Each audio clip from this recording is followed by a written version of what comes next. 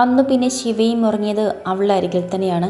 അവളുടെ കയ്യിൽ മുഖം അമർത്തി വെച്ച് ഉറങ്ങുന്നവനെ വിളിച്ചുണർത്താൻ ഹരിക്കും മനസ്സ് വന്നില്ല.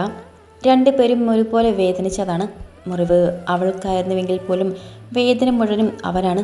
അവൾക്കപ്പുറം ആരോടും അടുപ്പം ഒന്നുമില്ലാത്തവന് മനസ്സ് തുറന്നൊന്ന് കരയാൻ പോലും അവൾ കൂടെ വേണം. രണ്ടുപേരെയും വാത്സല്യത്തോടെ ഒന്ന് തലോടി ഹരിയും തിരികെ നടന്നു. രാവിലെ പരിശോധനകളെല്ലാം കഴിഞ്ഞ് തുമ്പിയെ റൂമിലേക്ക് മാറ്റി. ഓരോരുത്തരായി അവളെ കയറി കാണുകയും ചെയ്തു.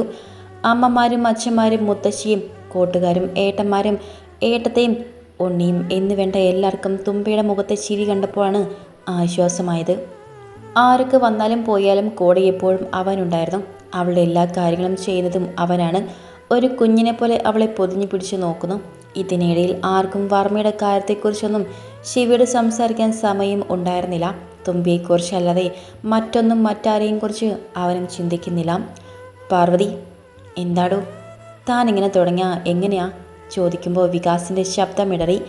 അച്ഛനാണ് തന്നെ കടിച്ചിക്കറാൻ ആ ചെന്നായ്ക്കൾക്ക് ഇട്ടുകൊടുത്തത് എന്ന സത്യം പാർവതി വീണ്ടും തകർത്തു എന്ന് പറയാം.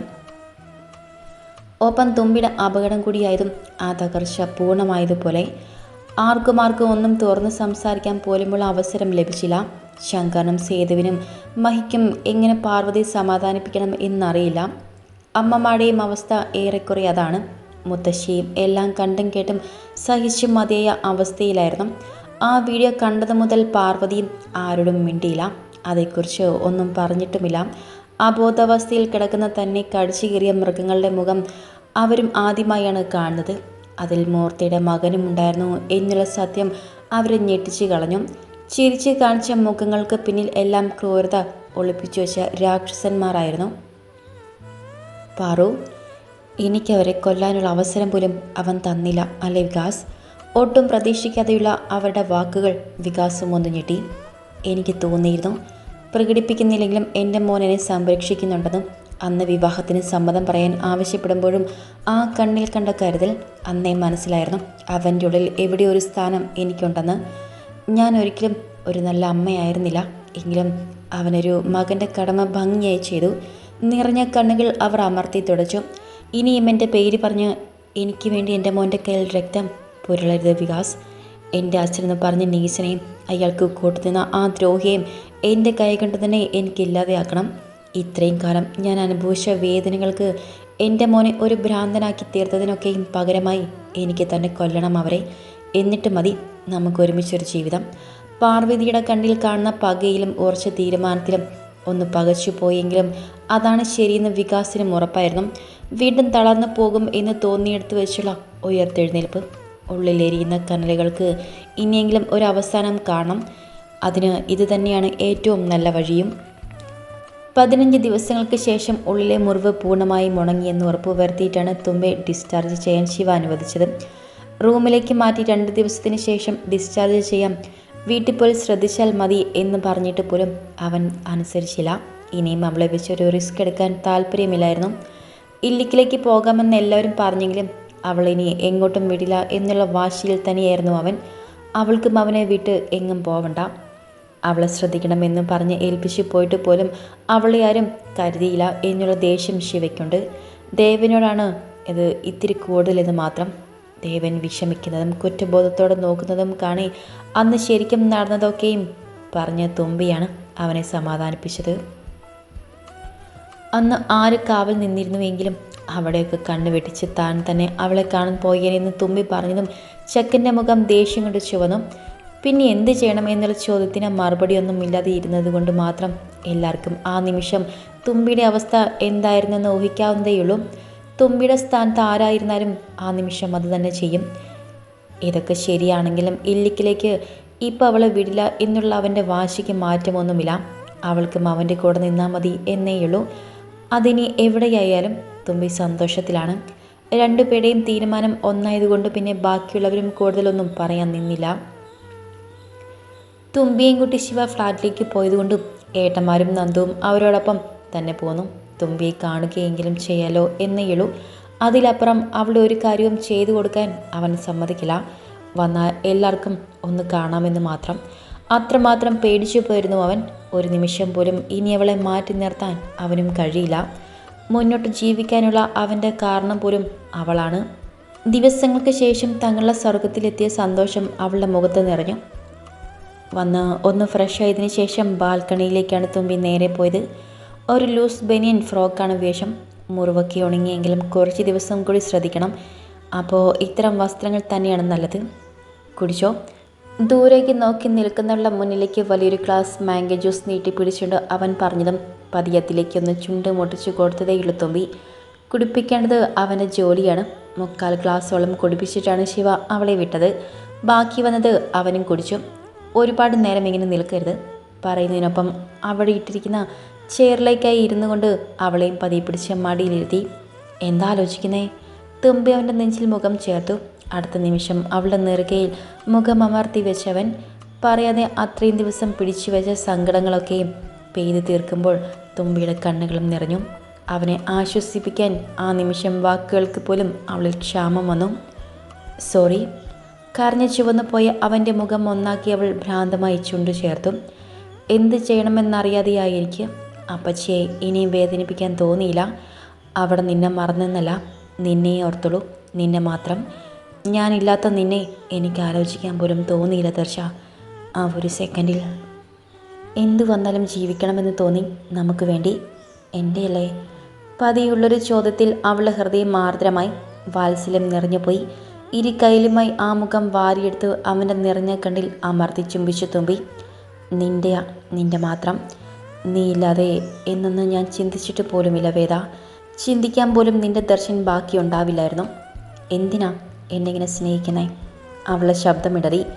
നീ എന്തിനാ എന്നെ സ്നേഹിക്കുന്നേ? അവിടെയും വാക്കുകൾ കൊണ്ട് അവൻ തന്നെ ജയിച്ചു. തുമ്പിയെന്ന് ചിരിച്ചു പോയി.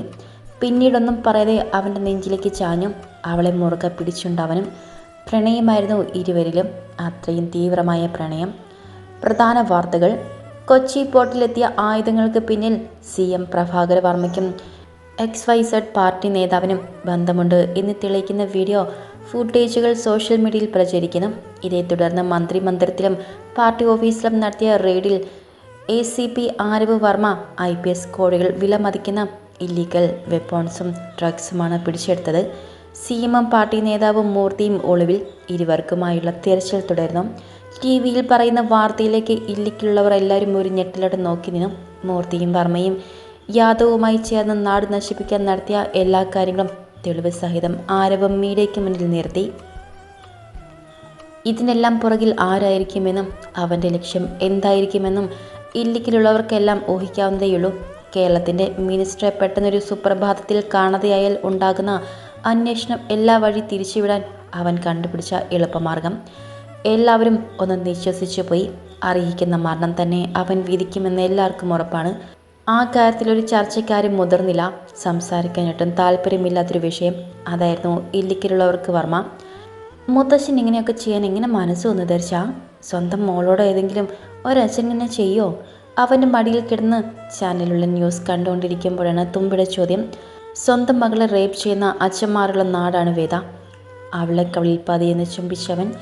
എന്തുമാത്രം അനുഭവിച്ച അപ്പച്ചി. ഒന്ന് സന്തോഷിച്ചു തുടങ്ങിയപ്പോഴേക്കും അതും ഇല്ലാതാക്കാൻ ഇറങ്ങി തിരിച്ചിരിക്കുന്നു. തുമ്പിക്ക് എത്ര പറഞ്ഞിട്ടും ദേഷ്യം തീരുന്നുണ്ടായിരുന്നില്ല. ചെവിയൊന്നും പറയാതെ ക്ഷമയോടെ അവളെ കേട്ടിരുന്നു. ദർശ, നീ ഇന്നൊന്നും മിണ്ടാത്തേ? ഞാനും ഒരു തെറ്റാണ് വേദ. നിന്റെ അപ്പച്ചി അനുഭവിച്ച ക്രൂരതയുടെ ബാക്കി പത്രം. ശിവ ഒരു ചിരിയോടെ പറഞ്ഞതും തുമ്പി ഒരു ഞെട്ടലോടെ അവൻ്റെ മടിയിൽ നിന്നും പിടഞ്ഞെഴുന്നേറ്റും. അവളുടെ മുഖം ദേഷ്യം കൊണ്ടും സങ്കടം കൊണ്ടും ചുവന്നു. അവനപ്പോഴും ചിരിയാണ്. പോടാ. തുമ്പിക്കത് കൂടി കണ്ടതും ദേഷ്യം കൂടി. സോഫയിൽ നിന്നും എഴുന്നേൽക്കാനാഞ്ഞതും അവനൊരു കൈയാൽ പിടിച്ചു വലിച്ച് അവളെ വീണ്ടും സോഫയിലേക്ക് തന്നെ ഇട്ടു. നിന്നോട് ഞാൻ മിണ്ടില്ല. റിയലി? അതെ, മിണ്ടില്ല എന്ന് പറഞ്ഞാൽ മിണ്ടില്ല. അല്ലെങ്കിലും ഞാൻ എന്തിനാ മിണ്ടുന്നത്? നിൻ്റെ മനസ്സിലെ ചിന്തകൾ ഇതൊക്കെയല്ലേ? എന്നെ നീ കാണുന്നില്ലല്ലോ. അല്ലെങ്കിലും പ്രതികാരം ചെയ്യാൻ. പറഞ്ഞ് പൂർത്തിയാക്കാൻ അനുവദിക്കാതെ അവളെ കവിളിൽ കുത്തിപ്പിടിച്ചുകൊണ്ട് ആ ചുണ്ടിലേക്ക് അവൻ ആഴ്ന്നിറങ്ങി. തുമ്പിയവനെ വാശിയെടുത്ത് തള്ളിമാറ്റാൻ ഒരുങ്ങിയെങ്കിലും കവളിൽ മുറുകിയ അവൻ്റെ കൈകളുടെ ശക്തിയിൽ നിസ്സാരമായി അവൾ തോറ്റു. വായെ തോന്നി വിളിച്ചു പറഞ്ഞുണ്ടല്ലോ. അപ്പോൾ നീ പറയുന്നതോ? കഴുത്തിൽ മുഖം പൂഴ്ത്തി വെച്ച് കിതയ്ക്കുന്നവനെ അവളും കിതപ്പോടെ അടക്കി പിടിച്ചു. കുറച്ച് സമയം ഇരുവരും ഒന്നും പറഞ്ഞില്ല, വഴക്കിട്ടില്ല, വാശി കാണിച്ചില്ല. ദർശ, എനിക്ക് എന്തൊക്കെ തോന്നാടി? ഇട്ടിരുന്ന അവളുടെ ഫ്രോക്കിൻ്റെ സ്ലീവിൽ പിടിച്ച് താഴ്ത്തിക്കൊണ്ട് അവൻ്റെ മുഖം നഗ്നമായി അവളെ ചുമലിൽ അമർന്നു. തുമ്പിയുടെ കണ്ണുകൾ അടഞ്ഞു, ചുണ്ടുകൾ അവനായി വിടർന്നു. സ്നേഹിക്കട്ടെടി. നീ ഓക്കെ അല്ലേ? വേദന? I need you. പറയുന്നതിനൊപ്പം തന്നെ അവൻ്റെ നെഞ്ചിൽ കൈവച്ച് തള്ളിക്കൊണ്ട് അവനെ സോഫയിലേക്ക് ചായച്ചു. വിടർന്നു പോയ കണ്ണുകളോടെ അവൻ അവളെ നോക്കി. വശ്യമായൊരു തിളക്കം അവളുടെ കണ്ണിൽ അവൻ കണ്ടു. നെഞ്ചിലൊരു പിടപ്പ് തോന്നിയവന്. ശ്വാസം പോലും ചൂട് പിടിക്കുന്നു. തുമ്പിയുടെ ചുണ്ടുകൾ അവൻ്റെ നെറുകയിൽ അമർന്നു. കണ്ണുകൾ അടച്ചുകൊണ്ട് പതിയൊന്ന് ചിരിച്ചവൻ. നീ ചിരിക്കുന്ന കാണാൻ എന്ത് രസമെന്നറിയോ ദർശ? അവൻ്റെ കവിളിൽ തെളിയുന്ന നുണക്കുഴിയിൽ അവളൊന്ന് മുത്തി. വിരൽ വെച്ച് ചുണ്ടുകളൊന്ന് വിടർത്തിക്കൊണ്ട് തുമ്പി അവനെ നുകർന്നു. ശിവയുടെ കൈകൾ അവളുടെ ഇടുപ്പിലായി മുറുകി. പരസ്പരം വരിഞ്ഞ് മുറുക്കി പുണർന്നു. എത്ര ചേർന്നിട്ടും മതി വരാത്തതുപോലെ. ഏറെ നേരത്തിന് ശേഷം കിതപ്പോടെ നെഞ്ചിലേക്ക് വീണവളെ അവനൊരു ചിരിയോടെ പൊതിഞ്ഞു പിടിച്ചു. തുമ്പി അവൻ്റെ കഴുത്തിൽ ചുണ്ടുകൾ അമർത്തി. കണ്ണുകൾ അടച്ച് മുഖമൊന്ന് ഉയർത്തിപ്പോയവൻ കഴുത്തിൽ ചുംബിച്ചുകൊണ്ട് തന്നെ ഇട്ടിരുന്ന ഷർട്ട് അവൾ ഊരിയെടുത്തു. അത്രമേൽ മോഹത്തോടെ അവളുടെ ചുണ്ടുകളും കൈകളും ഒരുപോലെ അവനിൽ അലഞ്ഞു. അവൻ്റെ കിതപ്പുകൾ ഉയർന്നു. ശരീരം ചുട്ടുപൊള്ളി. ഇനിയും സഹിക്കാൻ വയ്യാതെ വന്നൊരു നിമിഷം തുമ്പിയെ മറിച്ചിട്ടുകൊണ്ട് അവൾക്ക് മുകളിലായി അവനും ചേർന്നു. ഭ്രാന്ത് പിടിച്ചതുപോലെയായിരുന്നു പിന്നീടുള്ള ഓരോ നിമിഷവും. അവൻ്റെ പ്രണയം താങ്ങാനാവാതെ തുമ്പി തളർന്നു. ഇരുവരും ഒരുപോലെ മോഹിച്ച നിമിഷങ്ങൾ. ശരീരങ്ങൾ ഒന്നു ചേർന്നു. ചുംബിച്ചും പുണർന്നും അവനവളിൽ ഉയർന്നു താണു. വിയർത്ത് കുളിച്ച് അവൻ തളർന്നു വീണ നിമിഷം അവൻ്റെ പ്രണയം ശരീരം വീണ്ടും അറിഞ്ഞ നിർവൃത്തിയോടെ അവൾ മിഴികളടച്ചു. നീലനിലവേ നിലവിലഴകേ താരമരികെ വിരിയും ചിരിയേ